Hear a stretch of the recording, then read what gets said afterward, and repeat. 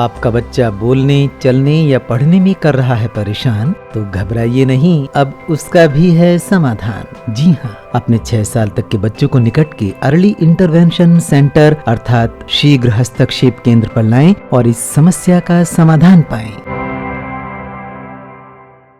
नमस्कार दोस्तों, मेरा नाम है शालिनी। आप मुझे सुन रहे हैं 91.2 NIVH हेलो दून पर।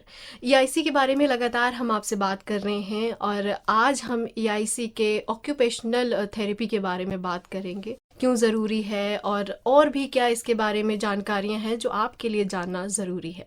और इसके लिए हमारे साथ है NIPVD के EIC डिपार्टमेंट से तरुश्री त्रिखा, जो है ऑक्यूपेशनल थेरेपिस्ट। वो हमें बताएंगी बहुत सारी चीज़ें जो आपके लिए, आपके काम की हैं और आपके बच्चों के लिए, जो हमारे देश का भविष्य है, और उनके लालन पालन में जो भी आप ऑब्जर्व करते हैं या आपको कोई दिक्कत महसूस होती है, उसमें क्या आप रिफॉर्म कर सकते हैं, क्या और अच्छा कर सकते हैं, उसके लिए बहुत सारे अच्छे अच्छे inputs. Hello Tarushree ma'am. Hello, a very good day to all of the listeners. मेरा नाम, जैसे कि मैम ऑलरेडी इंट्रोड्यूस कर चुके हैं, मेरा नाम है तरुश्री त्रिखा और मैं ऑक्यूपेशनल थेरेपिस्ट हूँ हमारे अर्ली इंटरवेंशन सेंटर में। हम लोग पहले भी मिल चुके हैं बहुत सारे सेशंस में। आज हमारी जो चर्चा रहेगी उसका विषय रहेगा ऑक्यूपेशनल थेरेपी। वो क्या है, क्यों है। फिजियोथेरेपी के बारे में लगभग लोग जानते हैं, उन्होंने सुना होता है, पर ऑक्यूपेशनल थेरेपी जो लोग सुनते हैं तो उनको ऐसा लगता है कि ये क्या है, ये कोई नई थेरेपी आ गई है या क्या हुआ है ये। तो आज हम इस बारे में डिस्कस करेंगे। मैं इसको हिंदी में बताती हूँ, जैसे कि आप वर्ड समझ सकते हैं। ऑक्यूपेशन है ना, काम, व्यवसाय, हमारा व्यवसाय। तो व्यवसाय में किसी भी डिसेबिलिटी की वजह से दिक्कतें आने लग जाएं, चाहे वो व्यवसाय छोटा से छोटा हो, चाहे बड़े से बड़ा हो। हम पढ़ने लिखने स्कूल जाते हैं तो उस बच्चे का व्यवसाय पढ़ना हो गया, स्कूल जाना हो गया। वहीं बड़े लोग जो हैं ऑफिस जाते हैं अपना काम करने, वहां पे जाके उनको पेन उठाना है, फाइल उठानी है, अलग अलग काम करने, अपना व्यवसाय करना है। तो बच्चे के लिए व्यवसाय अलग है, बड़ों के लिए व्यवसाय अलग है, पर कई बार एक जैसा भी हो सकता है। जैसे बच्चों को भी पेंसिल उठा के लिखना है, बड़ों को भी पेन उठा के लिखना है, तो कहीं ना कहीं उनको अपने व्यवसाय करने के लिए पेन उठाना पड़ रहा है, पेंसिल उठानी पड़ रही है। तो ऑक्यूपेशनल थेरेपी क्या काम करती है, वो इस व्यवसाय में ही काम करती है। व्यवसाय चिकित्सा, इसको हम हिंदी में बोलते हैं। बच्चों में अगर हम देखें तो खेलना उनका व्यवसाय है, पर वहीं डिसेबिलिटी में वो खेलना जो है कहीं ना कहीं इफेक्ट हो जाता है, वो खेलना नहीं सीख पाते हैं। उनको खेलना सिखाना, उनका व्यवसाय में लाना वापस, हमारा ऑक्यूपेशनल थेरेपी का काम रहता है। उसके अलावा जैसे कि हमने छोटी छोटी अभी बातें की, पेन उठाना, लिखना, उससे वो करने के लिए हमारी हाथों की उंगलियों की मांसपेशियां सही होनी चाहिए। एक फाइन मोटर स्किल जिसको हम बोलते हैं, हम सुई यूज कर सकते हैं, है ना, पेन पकड़ के लिख सकते हैं, कपड़े सुखा सकते हैं पेन पकड़ के। तो ये बहुत छोटे छोटे काम है जो हमारे हाथ कर देते हैं और हमें अंदाजा भी नहीं होता कि कितनी आसानी से हम लोग कर लेते हैं। पर डिसेबिलिटी में ये छोटे छोटे काम ही अफेक्ट हो जाते हैं। उनको सिखाना या फिर उनको किसी और माध्यम से उनसे ये काम करवा पाना, ये ऑक्यूपेशनल थेरेपी काम करता है। ADL एक्टिविटीज एक वर्ड है, ADL activities of daily living. आप सुबह सुबह बेड से उठते हैं, अपनी आंखें खोलते हैं, चादर हटाते हैं, बेड से नीचे उतरते हैं, वॉशरूम जाते हैं, ब्रश करते हैं। ये सब काम करने के लिए पूरे दिन भर में आपका एक पूरा रूटीन होता है। फिर आप नहाते हैं, कपड़े पहनते हैं, कपड़ों के बटन लगाते हैं, बाल कंघी करते हैं। तो ये हमारी एक्टिविटीज ऑफ डेली लिविंग है जो कि हम बहुत आसानी से कर लेते हैं और हमें कोई दिक्कत नहीं होती। पर वहीं डिसेबिलिटी में ये चीजें जो है अफेक्ट हो जाती हैं। तो ऑक्यूपेशनल थेरेपिस्ट जो है इन चीजों पे काम करता है कि वो उसको कैसे उसकी एक्टिविटीज ऑफ डेली लिविंग कराए, या किसी और माध्यम से, किसी ऑल्टरनेटिव मोड से भी उसको वो चीज इंडिपेंडेंटली करने दे। इंडिपेंडेंसी हमारा बेसिक मोटिव रहता है। उसके अलावा एक कॉग्निटिव डेवलपमेंट होती है ब्रेन की। जैसे सपोज हम 24 साल के हैं या 25 साल के हैं, तो हमें पता है कि अगर कोई काम हमसे नहीं हो पा रहा है, बारिश हो गई है बहुत ज़्यादा और हमारे पास छाता नहीं है, तो हम आसपास अपने देखेंगे, कुछ पॉलिथीन होगी या कुछ और चीज़ रहेगी जिससे हम अपने आप को ढक के कहीं पहुंच जाएं, है ना। ये नहीं कि हम तूफान में फंसे रहेंगे। तो हम अपना ब्रेन यूज करके, दिमाग यूज करके हम चीजें कर लेते हैं। वहीं एक छोटे बच्चे के लिए ये दिमाग की एबिलिटीज कैसे होती हैं कि 3 साल का बच्चे ने पहले कलर्स सीखे, primary colours, red, blue, green. उसके बाद वो धीरे धीरे आगे बढ़ता है, शेप सीखता है, तो उसके दिमाग की एक डेवलपमेंट हो रही है, प्रॉब्लम सॉल्विंग स्किल आ रही है और मनी कॉन्सेप्ट सीखता है। अब हम बड़ी बड़ी कैलकुलेशन आसानी से कर सकते हैं, बच्चे जो है धीरे धीरे सीख रहे होते हैं। तो ये होती है हमारी कॉग्निटिव एबिलिटीज हमारे ब्रेन की, जो कि हमारी उम्र के साथ साथ बढ़ती है और हमें नई नई चीज़ें सिखाती है। क्या होता है डिसेबिलिटी में, ये जो एबिलिटीज़ होती हैं, ये जो चीज़ें होती हैं, कहीं ना कहीं डेवलप नहीं हो पा रही होती है, रुक जाती हैं। तो उनको किसी ना किसी तरह से डेवलप कराना, उनको सिखाना, उनको एज अप्रोप्रिएट किसी को भी वो चीज़ें सिखाना। उसके बाद फाइन मोटर फंक्शंस हम ऑलरेडी बात कर चुके हैं, छोटा छोटा हाथों से उंगलियों से काम करना। आप देख सकते हैं कि अगर आपको बॉटल का ढक्कन खोलना हो अपना रोज़मर्रा में, तो आपको अपने ये कलाई को घुमाना पड़ता है।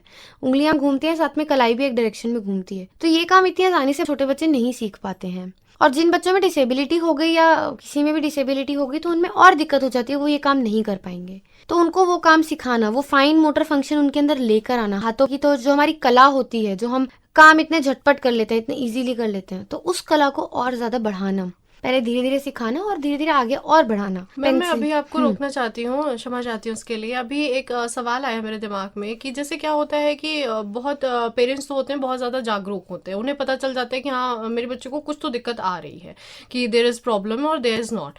बट कुछ पेरेंट्स ऐसे होते हैं जिन्हें प्रॉब्लम्स के बारे में, जैसे एक होती है विजिबल डिसेबिलिटी, उनको पता चल जाता है कि वो बोल नहीं पा रहा है बच्चा हमारा, या सुन नहीं पा रहा है, पता चल जाती है।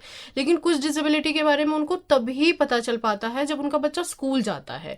मतलब वो 3 साल तक एकदम अनजान होते हैं उस चीज़ से। जब स्कूल जाता है, अगर फिर टीचर्स कंप्लेन करते हैं या बाकी चीज़ें, तब उनको पता चलता है कि अच्छा मोटर स्किल में प्रॉब्लम आ रही है या बाकी चीज़ों में प्रॉब्लम आ रही है।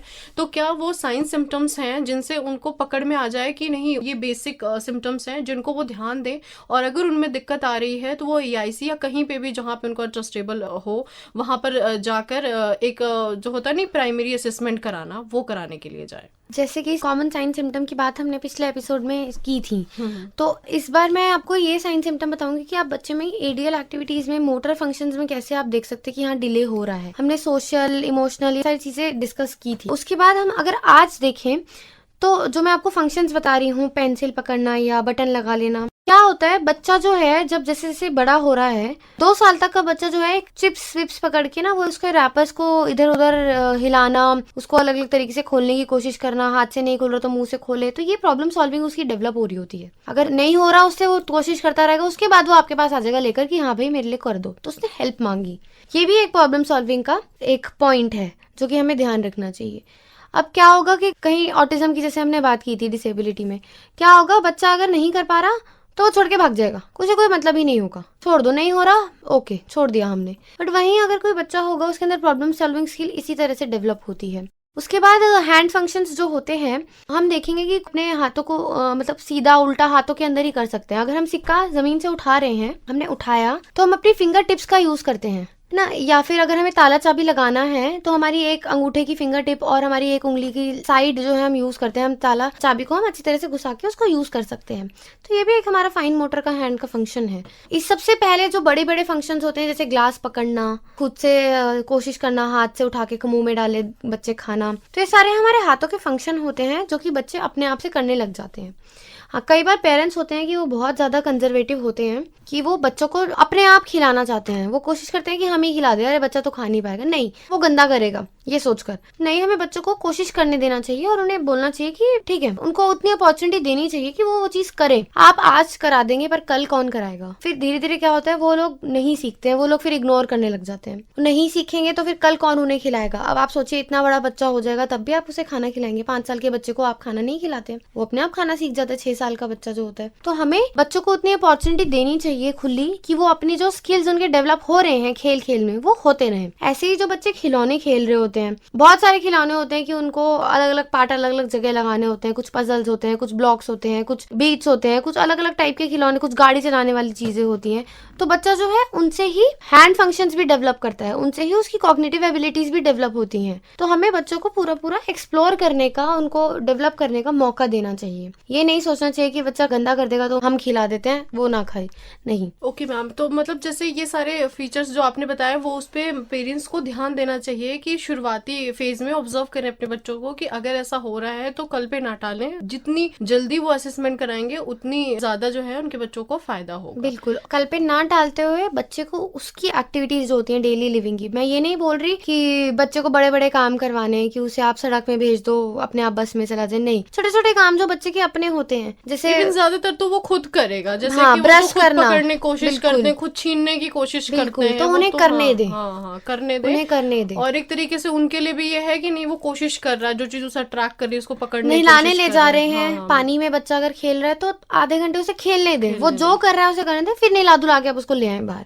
पर पहले बच्चों को थोड़ा एक्सप्लोर करने दे, खेलने दे, ऐसे ही बच्चे अपनी एक्टिविटीज सीखेंगे डेली लिविंग। हमें थोड़ी ना बताना पड़ता है अच्छा ठीक है हमारे घर में पानी नहीं आया सपोज आज, पर हम कहीं ना कहीं से देखेंगे ना, हमें ऑफिस जाना है तो कहीं बाहर नलके में पानी आ रहा हो, हैंडपंप में आ रहा हो, या कहीं पड़ोसियों से मांग ले, तो हमारी प्रॉब्लम सॉल्विंग डेवलप हो रही होती है। तो इस तरह से हमें बच्चों को पूरे पूरे मौके देने चाहिए कि वो अपनी प्रॉब्लम सॉल्विंग डेवलप करें और खेल खेल में सीख जाएं चीजें। बिल्कुल मैम। वैसे मतलब ऑक्यूपेशनल अगर थेरेपी की बात कर रहे हैं तो क्या रोल होता है उस चीज़ का, जैसे कि आपने बताया डेली लिविंग के लिए वो यूज़ होता है, तो क्योंकि डिसेबिलिटीज़ अलग अलग तरीके की होती हैं, किस तरह की डिसेबिलिटीज़ हैं, तो उनमें मतलब मैक्सिमम किन डिसेबिलिटीज़ में ऑक्यूपेशनल थेरेपिस्ट की सबसे ज़्यादा ज़रूरत पड़ती है, मतलब कि चाहिए ही चाहिए, ऐसे नहीं हो सकता कि उसके बगैर आपका काम चल जाए। देखा जाए तो 21 हमारी जो है आरपीडब्ल्यूडी एक्ट में दी गई हैं, उसके अलावा और भी बहुत चीजें हैं जो कि एग्जिस्ट करती हैं, जो कि अभी हमारे कॉन्स्टिट्यूशन में लॉ में इंक्लूडेड नहीं है। नहीं है बिल्कुल। ठीक है, वो अलग मैटर है, वो एक पॉलिटिकल मैटर पे ना जाते हुए हम लोग ये देखेंगे कि इन 21 में से भी और ज्यादा में हर चीज में, चाहे बच्चा हो, मिडिल एज हो, चाहे बुढ़ापे में हो, हर चीज में ऑक्यूपेशनल थेरेपी का रोल है, हर चीज में। क्योंकि डिसेबिलिटी में जो है ऑक्यूपेशन ही अफेक्ट हो रहा है ना। कई हमारे पास लोग आते हैं, कंप्लेन करते हैं कि भाई हम पेन पकड़ के लिख नहीं पा रहे, हमारा तो ये काम था बैंक में साइन करने का। तो अब हमारा रोल हो जाता है कि अब हम उसको किसी भी तरीके से उसको लिखना सिखाएं, या तो अगर उसका हैंड फंक्शंस बचे हैं, उस बीमारी में इतना इफेक्ट नहीं हो गया उस डिसेबिलिटी में कि वो नहीं कर सकता, तो हम उसको कहीं ना कहीं कोशिश करेंगे सिखाने की। वरना हमारे पास एक ऑल्टरनेटिव चीज जो हम यूज करते हैं वो होते हैं हमारे अडेप्टिव या असिस्टिव डिवाइसेस। व्हील चेयर्स आपने देखी होंगी कहीं ना कहीं सब लोगों ने, वॉकर्स देखे होंगे कहीं ना कहीं सब लोगों ने। तो ये सारी चीजें क्या हैं? ये सारी असिस्टिव डिवाइसेस हैं, ये बने हुए हैं, अगर किसी को चलने में दिक्कत आ रही है, कोई चल नहीं सकता है, तो हम इन डिवाइसेस का यूज करते हैं। अब अडेप्टिव डिवाइसेस क्या होते हैं कि जिस प्रकार की जिसको डिसेबिलिटी है उस प्रकार के उसके अडेप्टेशंस करके उसके लिए एक पर्टिकुलर डिवाइस बनाना। सपोज लिख नहीं पा रहा है फॉर एग्जाम्पल, तो हम एक ऐसा डिवाइस बनाएंगे कि वो उसकी उंगलियों में, हाथ में कहीं फिट हो जाए, जिसके अंदर पेन भी अटक जाए और वो बचा हुआ उसका जो हिस्सा हो, सपोज वो अपना फिंगर्स यूज नहीं कर पा रहे, अकड़ी हुई हैं या फिर नहीं चल रही हैं, तो हम उसकी रिस्ट पर ऐसा एक डिवाइस लगाएंगे जिसमें कि पेन भी अटक जाए और वो अपनी रिस्ट मूवमेंट करके लिख पाए। उसके लिए ट्रेनिंग लगती है, ऑफ कोर्स उसके लिए हम ट्रेनिंग कराते हैं, वो डिवाइस बनाते हैं। तो ऐसे अडेप्टिव डिवाइसेस जो हैं हर चीज के लिए हैं। सपोज किसी का हाथ पीछे नहीं जा रहा है, कमर पे उसको साबुन लगाना है, तो हमारे पास ऐसे लॉन्ग हैंडल करके हम स्क्रबर्स बनाते हैं जिनसे वो यूज करके अपनी कमर को खुद ही साफ कर पाए, उसको किसी और की जरूरत ना पड़े, इंडिपेंडेंसी आए उसके अंदर, एक इंडिपेंडेंट लाइफ जी पाए। वहीं व्हील चेयर से अगर बेड पे जाना है, बेड से व्हील चेयर पे आना है, व्हील चेयर से टॉयलेट पे जाना है, व्हील चेयर से कैसे मोबिलिटी करनी है, कैसे घूमना है, व्हील चेयर का कैसे इस्तेमाल करना है, वो सब भी हम लोग सिखाते हैं। जिसकी भी प्रिस्क्राइब हो गई, जिसको भी जरूरत हो, उसको देने के बाद वो सारी ट्रेनिंग भी कराई जाती है। तो ऐसे बहुत सारे अडेप्टिव डिवाइसेस भी हैं जो कि हम बनाते हैं और देते हैं कि अगर वो कोई काम नहीं कर पा रहे, बटन नहीं लगा पा रहे, तो बटन लगाने के लिए भी एक डिवाइस है, ताकि वो उसका यूज करके फाइन मोटर फंक्शन अगर खराब हो गए, उंगलियों से हल्का हल्का काम, छोटा छोटा काम नहीं कर पा रहे, तो हम डिफरेंट डिवाइसेस उनको प्रोवाइड कराते हैं कि वो उनको यूज करके अपना काम इंडिपेंडेंटली कर पाए। As much as independent possible, जितना भी इंसान बन सकता है, उतना भी फीसेबल है, जितना भी डिसेबिलिटी के अकॉर्डिंग वो बन सकता है इंडिपेंडेंट, उतना हम कोशिश करते हैं। तो ये रोल रहता है ऑक्यूपेशनल थेरेपी का। अब हमारी इसके अंदर डिफरेंट थेरेपीज होती हैं। एडीएल के लिए अलग ट्रेनिंग होती है, अडेप्टिव डिवाइसेस के लिए अलग ट्रेनिंग होती है, कॉग्निटिव प्ले डेवलपमेंट ना, ये सब हमारी जो डिफरेंट टेक्निक्स होती हैं हम लोग यूज करते हैं। उसके अलावा हमारा एक और चीज रहती है सेंसरी इंटीग्रेशन थेरेपी। अब हम बात करें अगर सेंसरी इंटीग्रेशन की, इसको हम बोलते हैं SIT। आप सभी ने कहीं ना कहीं बचपन में अपनी साइंस क्लासेस में, 10th में, 12th में पढ़ा होगा हमारे सेंसरी सिस्टम के बारे में। हम देखते हैं, हमारे 5 सेंसरी सिस्टम सबको पता है, आँख, नाक, टेस्ट, सुनना और टच करना, हमारे 5 सेंसरी सिस्टम हो गए हैं। 5 सेंसरी सिस्टम सबको पता है ना। इनका फंक्शन भी आप लोगों को सबको पता है कि आंखों से हम देख रहे हैं, सूंघ रहे हैं, टेस्ट ले रहे हैं जुबान से, कानों से सुन रहे हैं और टच कर रहे हैं। अब क्या होता है, ये 5 तो जनरल सबको पता है, पर इसके अलावा हमारे 2 और होते हैं सेंसरी सिस्टम, जिनको हम कहीं ना कहीं सिक्स्थ सेंस भी बोलते हैं, है ना। अगर हम सीढ़ियाँ चढ़ रहे हैं फॉर एग्जाम्पल, तो हमें नीचे देखने की जरूरत नहीं पड़ती, हम आगे देखेंगे और हम चढ़ जाएंगे। हम ब्लैक बोर्ड से कॉपी कर रहे हैं, टीचर जो लिख रही है, तो हम ब्लैक बोर्ड पे देखेंगे और अपना हाथ लिखते रहेंगे, है ना। हमें बार बार ऊपर नीचे जरूरत पड़ती है शुरू शुरू में, पर हमें जब प्रैक्टिस हो जाती है तो हम लिखते रहते हैं जो भी टीचर बोल रही है या ब्लैक बोर्ड पे लिख रही है। तो ये क्या है, कैसे कर लेते हैं हम ये सब चीजें? ये हमारा सेंसरी सिस्टम है। इसको हम, हमारी प्रोप्रियोसेप्टिव सेंस होती है, उसके जरिए हमें सब पता रहता है कि हम कहीं और देखते हुए भी वो काम कर लेते हैं, या हम कुछ और देख रहे हैं और हमें कहीं और से कुछ और आवाज़ सुनाई दी तो हमारा एकदम से हमारा ध्यान जाता है उस तरफ, हमें पता लगता है कि हाँ कहीं और कुछ और बात हो रही है। तो ये हमारा क्या है, हमारा सेंसरी सिस्टम एक साथ काम कर रहा है। उसके अलावा हमारा एक वेस्टिबुलर सिस्टम और होता है जिसमें कि हमारी मूवमेंट की सेंस होती है। हम लोग आगे पीछे चलते हैं, अगर हमारा सर अगर टेढ़ा है तो हम अपनी बॉडी को सर के हिसाब से एडजस्ट कर लेते हैं। हमारा सर उल्टा है, हम सीधे हैं, लेफ्ट है, राइट है, अप है, डाउन है, तो जितनी भी मूवमेंट हमारी हो रही है हमें पता लगता है, हमें सेंस हो जाता है। अगर हमारी आंखें भी कोई बंद कर दे और हमारा हाथ राइट हैंड ऊपर कर दे या लेफ्ट हैंड ऊपर कर दे तो हमें पता है कि हमारा कौन सा बॉडी पार्ट कहाँ है। तो ये भी हमारी एक सेंस है। तो वेस्टिबुलर और प्रोप्रियोसेप्शन सेंस जो है हमारी, ये भी बहुत इंपॉर्टेंट है। अगर हमारे सामने कोई पानी का ग्लास रखा है या फोन रखा है तो हमें पता है कि हमारा कंधा और हमारा कोहनी और हमारा रिस्ट, हमारी फिंगर्स कितनी खुलनी चाहिए, किस एंगल पे खुलनी चाहिए कि हम वो चीज उठा लें। तो ये सारी हमारी जॉइंट सेंस होती है जिसको हम बोलते हैं प्रोप्रियोसेप्शन।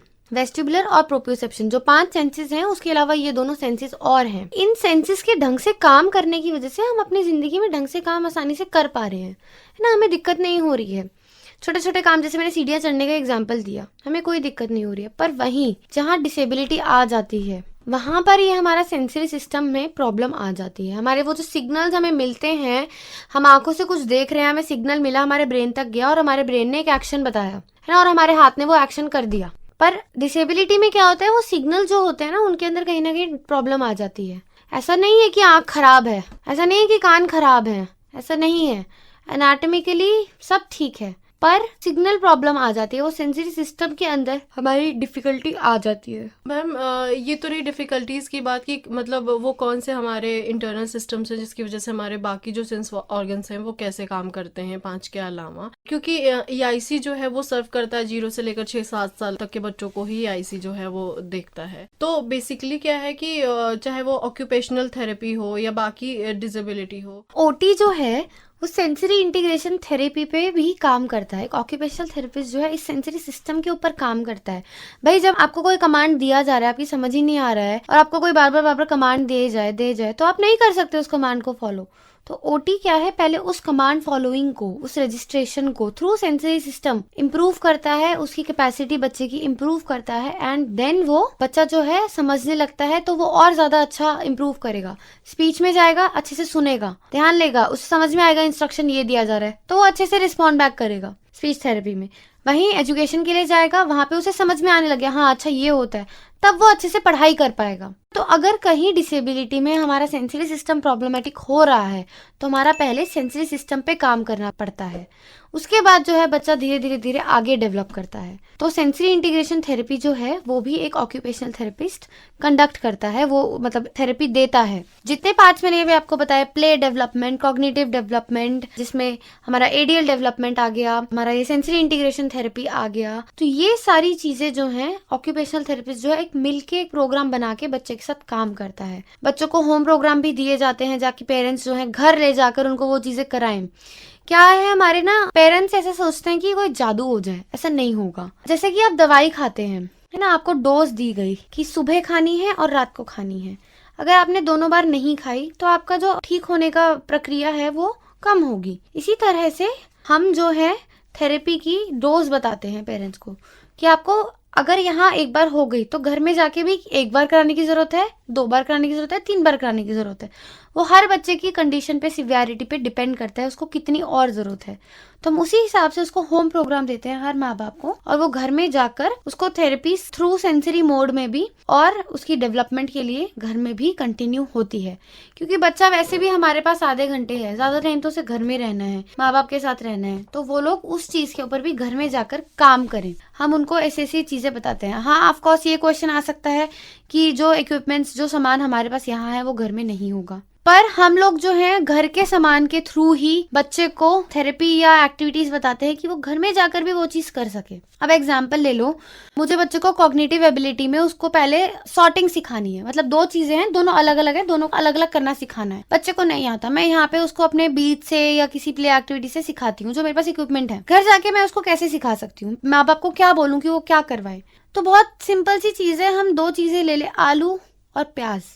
हमने एक कटोरे में आलू प्याज रख लिए, दूसरा कटोरा भी साथ में रख लिया। अब हम बच्चे को रोज रोज सिखाएंगे कि ये आलू है, ये प्याज है। अब हम उसे सिखाएंगे घर में इस तरह से इसको अलग करो, तो वो सॉर्टिंग ही है ना, है तो वो सॉर्टिंग ही। हम भले उसको आलू प्याज से सिखाएं या कलरफुल बीज से या टॉय से सिखाएं, मेन मोटिव होता है बच्चे को वो कॉन्सेप्ट सिखाना। प्ले तो डेवलप हो ही रहा है उसका उसके साथ, तो हम वो कॉन्सेप्ट जो है घर की किसी भी चीज के थ्रू हम उसको वो एक्टिविटी या वो थेरेपी जो है घर की चीजों के माध्यम से भी होम प्रोग्राम में देते हैं। तो बेसिकली ऑक्यूपेशनल थेरेपी की जिसे जरूरत पड़ती है, ये एक मेडिकल इशू होता है या साइकोलॉजिकल इशू होता है? मतलब मैक्सिमम क्या देखा गया है, क्योंकि बहुत बार जैसे जो भी साइन सिम्टम्स आप बता रहे हैं कि ऐसा होता है, बहुत बार हम ऐसा देखते हैं कि बच्चों में कुछ साइकोलॉजिकल प्रॉब्लम होती है तो भी वो चीजों को करने के लिए आगे नहीं आते हैं। जरूरी नहीं कि मेडिकल ही हो, तो मेडिकल अगर दिक्कत होती है तो यूजुअली मतलब जल्दी ज्यादा उभर के दिखती है, तो फिर तब तो पेरेंट्स जाते हैं। लेकिन अगर साइकोलॉजिकल है तो उनको समझने में ही काफी वक्त लग जाता है, और बच्चे भी छोटे हैं, 0 से 7 साल तक के बच्चों को EIC देख रहा है। तो मतलब कभी उनको वेकअप कॉल आ जाती है कि नहीं मेडिकल कॉल है तो जाना ही है, क्योंकि हमारे इंडिया का जो टेक्सचर है, बहुत बार ऐसा एक विकासशील देश है तो बहुत अवेयरनेस कम है इन चीजों के बारे में।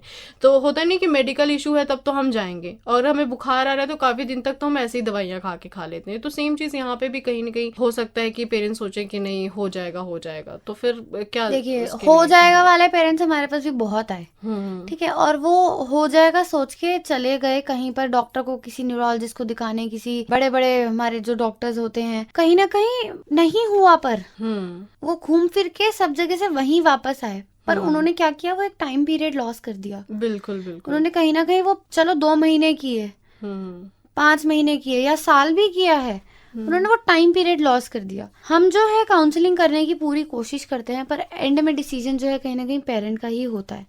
हमने अभी क्या रहा है स्टार्ट कि हम पेरेंट टू पेरेंट बात भी कराते हैं, ताकि पेरेंट दूसरे पेरेंट की बात ज्यादा जल्दी समझेगा। उन्हें लगता है कि हम तो थेरेपिस्ट हैं, हम तो अपना बिजनेस कर रहे हैं, बट हम बिजनेस में नहीं है।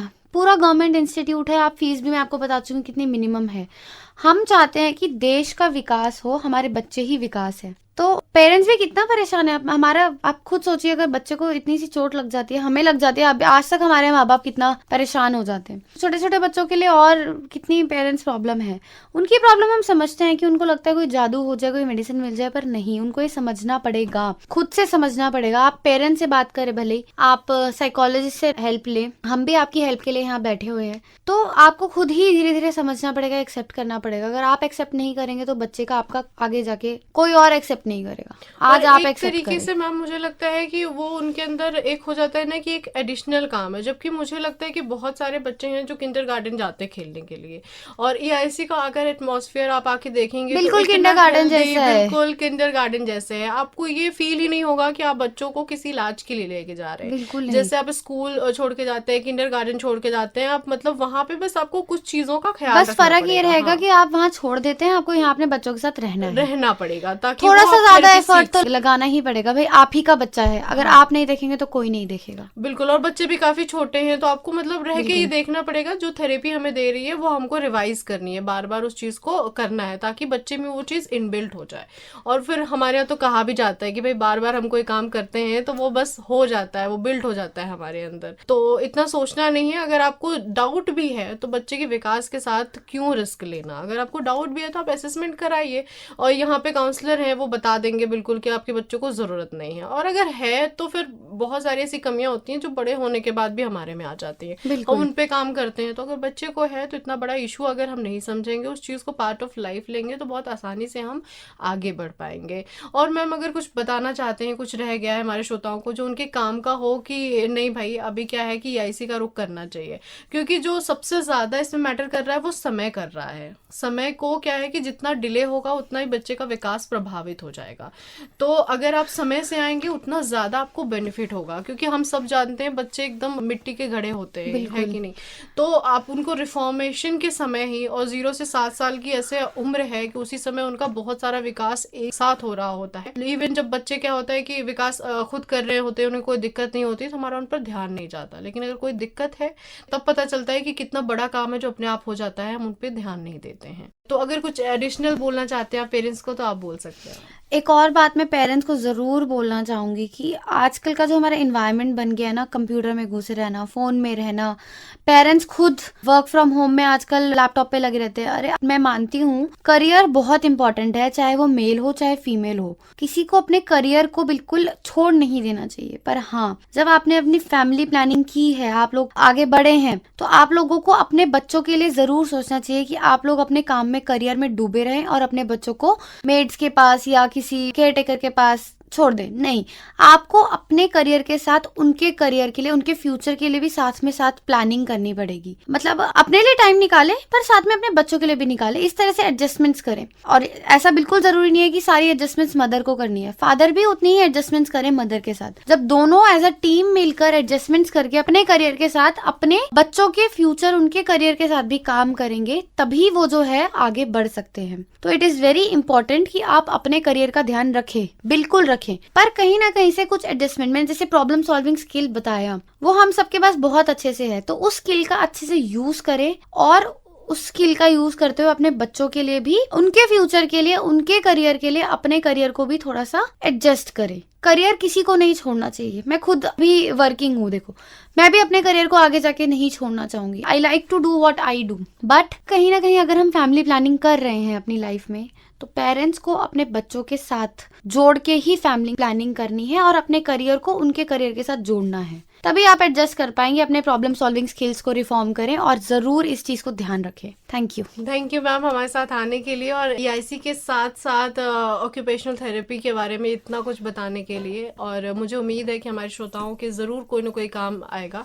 और अगर आप सुन रहे हैं, आपकी जानकारी में, आपके फ्रेंड्स में, रिलेटिव में, या कहीं पे भी आपको लगता है कि इस बच्चे को ज़रूरत हो सकती है, तो ज़रूर EIC के बारे में बताएं, क्योंकि कहने से ही बात होती है, और बात होती है तभी क्या होता है, उस प्रॉब्लम का सोल्यूशन होता है। आगे फिर हम मिलेंगे आपसे EIC के बारे में बहुत सारी जानकारियां लेकर। तब तक के लिए सुनते रहिए 91.2 NIVH हेलो। यदि आपका बच्चा बोलने, चलने या पढ़ने में कर रहा है परेशान, तो घबराइए नहीं, अब उसका भी है समाधान। जी हाँ, अपने 6 साल तक के बच्चों को निकट के अर्ली इंटरवेंशन सेंटर अर्थात शीघ्र हस्तक्षेप केंद्र पर लाएं और इस समस्या का समाधान पाएं।